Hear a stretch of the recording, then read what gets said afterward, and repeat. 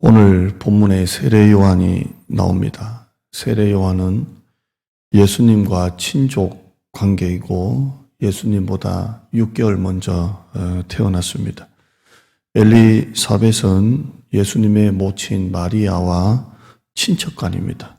누가복음 1장 36절에 나옵니다. 누가복음 1장에 보면 세례 요한에 대해서 자세히 기록되어 있는데요. 세례 요한의 부친은 아비야 계열의 제사장인 사가랴입니다. 그러니까 세례 요한의 아버지는 제사장 집안입니다. 세례 요한의 모친은 아론 가문입니다. 아론은 모세의 형이고 이스라엘의 제1대 대제사장입니다. 그러니까 굉장히 경건한 집안의 양가 부모님 가운데 태어난 아들이 세례 요한입니다. 이 사가랴나 엘리사벳의 두 사람 다 주의 계명을 흠없이 지켰던 의롭고 경건한 자다라고 기록하고 있습니다. 누가복음 1장 6절에 보면 이 두 사람이 세례 요한의 부모를 말합니다. 이 두 사람이 하나님 앞에 의인이니 주의 모든 계명과 규례대로 흠이 없이 행하더라, 이렇게 기록하고 있습니다. 누가복음 1장에 보면 세례 요한의 어머니 엘리사벳이 임신을 못하는데 둘 다 나이가 많기 때문이라고 기록하고 있습니다.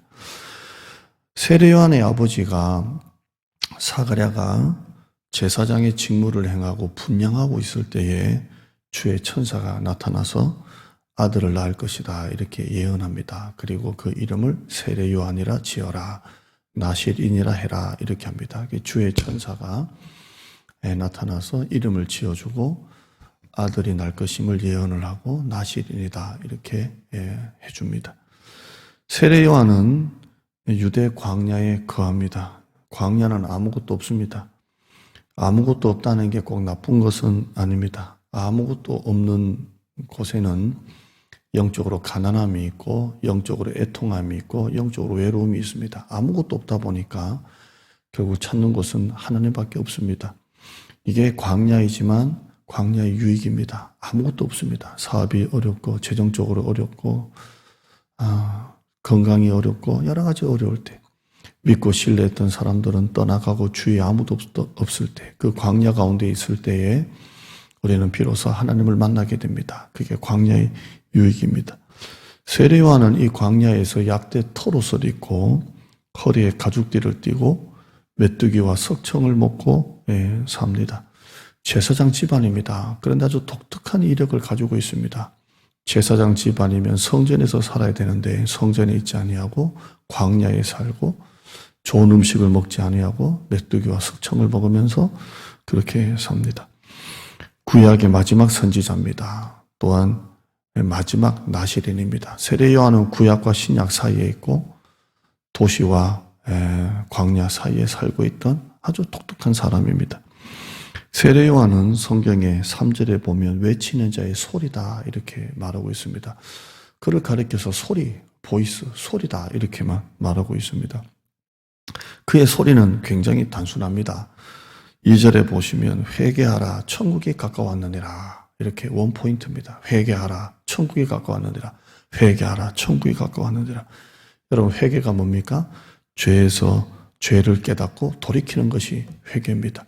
세례 요한은 수많은 유대인들에게 죄를 깨닫고 돌이켜라, 돌이켜라, 이렇게 합니다. 근데 사람들이 6절에 보면 죄를 자복하고 세례를 받습니다. 왜 사람들이 세례 요한에게로 이렇게 모입니까? 당신에는 성전이 있고 성전에는 아주 좀 이렇게 경건한 제사가 있고 대제사장이 있고 제사장이 있고 바리새인이 있고 서기관이 있는데 왜 사람들은 성전으로 가지 아니하고 요단강에 가서 아주 별 볼 일 없는 세례 요한에게 죄를 자복하고 왜 세례를 받습니까? 왜 사람들이 자꾸 성전을 놔두고 그쪽으로 몰릴까요? 그 요단강, 뭐 별 볼 일 없지 않습니까? 왜 그쪽으로 몰릴까요? 회개하라는 소리는 사실 듣기 좋은 소리가 아닙니다. 요즘 교회나 사회나 회개하라, 잘못되었다, 고쳐라라는 소리는 인기가 없습니다. 만약에 목회자가 늘 성도들에게 회개하라, 회개하라, 회개하라 그러면 성도들은 다들 부담스러워하고 불편해할 것입니다. 다들 잘 산다, 잘 될 것이다. 이런 소리는 좋아하지 않습니까? 근데 세례요한은 회개하라 하는데도 사람들이 성전에 가지 아니하고 그 요단강, 그 강가에서 볼품없는 사람에게 세례를 받고 죄를 자복하는 일이 있습니다. 세례요한의 소리는 단순한 소리가 아니기 때문입니다. 여러분, 그 괭가리 같은 경우에도 우리나라 그냥 찍어 만드는 공장에서 찍어 만드는 것 같은 괭가리하고 명인이 만든 괭가리는 같은 괭가리도 소리가 다릅니다. 세례요한은 소리지만 전혀 다른 소리입니다. 반면에 성전에 있는 대제사장은 제사장과 소리가 분리됩니다. 제사장은 제사장대로, 제사장이 하는 소리는 소리대로 분리가 됩니다. 그런데 세례요한은 세례요한 자체가 소리였습니다. 회개하라라는 그 메시지 자체가 세례요한이었고, 세례요한의 자체가 그 메시지였고, 세례요한 메시지 자체가 소리였습니다. 다 하나였습니다. 그래서 능력이 나타나고 사람들이 끌리는 것입니다. 오늘 이걸 한번 목회자에게 적용하면 목회자도 설교 따로 소리 따로일 수가 있습니다. 늘 이 부분이 우리의 고민이고 기도의 제목입니다. 여러분도 마찬가지입니다. 그리스도인과 그리스도인의 소리와 그리스도인의 삶이 분리되면 아무런 능력이 나타나지 않습니다. 우리 자신을 되돌아보면 내 소리 자체가 내 삶인지, 나와 소리가 분리되어 있지 않는지 우리가 한번 돌아보고 고쳤으면 좋겠습니다. 우리 삶 자체가 소리고, 소리 자체가 내 삶이고, 우리 자체가 그리스도인이고, 이게 다 하나가 되어야 능력이 나타나고 그리스도인의 삶의 영향력이 나타나는 것입니다. 오늘 이 세상을 한번 돌아봅시다.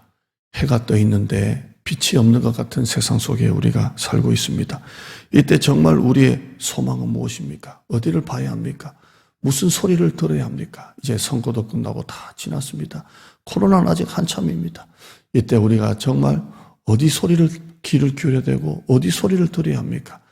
참되신 하나님의 말씀, 이 소리를 여러분이 들으셔야 합니다. 예배 다시 회복해야 됩니다. 기도 생활 다시 회복해야 됩니다. 경건 생활 다시 회복해야 됩니다. 여러분, 우리 한참 동안 교회 나오지 못하고 온라인으로 예배를 드리거나 또 우리 교회가 온라인 예배 드리기 전에 다른 교회 온라인 예배 드리는 성도들이 있다면 다시 예배를 회복합시다. 하나님의 진짜 말씀 소리 앞으로 나옵시다. 오늘 두 가지입니다. 내 삶 자체가 소리인지, 두 번째는 진짜 소리 대신 하나님의 말씀 앞에 우리가 다시 나와 하나님을 찾는 여러분 되시기를 주님의 이름으로 축원합니다. 하나님 감사합니다. 어디를 봐야 할지 소망이 보이지를 않는 이 시대 가운데 진짜 우리의 소망, 진짜 우리의 소리, 하나님의 말씀에 귀를 기울이게 하여 주시옵소서. 보수는 진보 보고 가짜 뉴스, 진보는 보수 보고 가짜 뉴스, 서로 계속 이런 소리들이 많습니다. 어디 가도 텔레비, 스마트폰, 수많은 오디오의 소리들이 있습니다. 이 사람 저 사람 소리가 있습니다. 다 하나님 가짜입니다. 진짜 소리는 하나님의 말씀밖에 없습니다. 하나님의 말씀 앞에 다시 귀를 기울이고 다시 예배를 회복하고 다시 진짜 말씀 앞에 서는 우리 성도들 되게 하여 주시옵소서. 목회자인 나부터 목회자와 소리가 분리되어 있던 것을 용서해 주시고 고쳐주시고 우리 그리스도인들도 나 자신과 소리가 분리되어 있어서 영향력이 하나도 없었다면 이제는 내 삶 자체가 소리고 소리 자체가 그리스도인으로 살아가는 우리 모두가 되게 하여 주시옵소서. 오늘 말씀 소리라고 다 소리가 아니다라는 이 말씀, 소리도 소리 나름이다라는 이 말씀 오늘 붙잡고 내 삶이 소리가 되고 소리가 내 삶이 되는 하루가 되게 하여 주옵소서. 이 나라의 민족을 지켜주시고 교회를 지켜주시옵소서. 예수님의 이름으로 기도드리옵나이다. 아멘.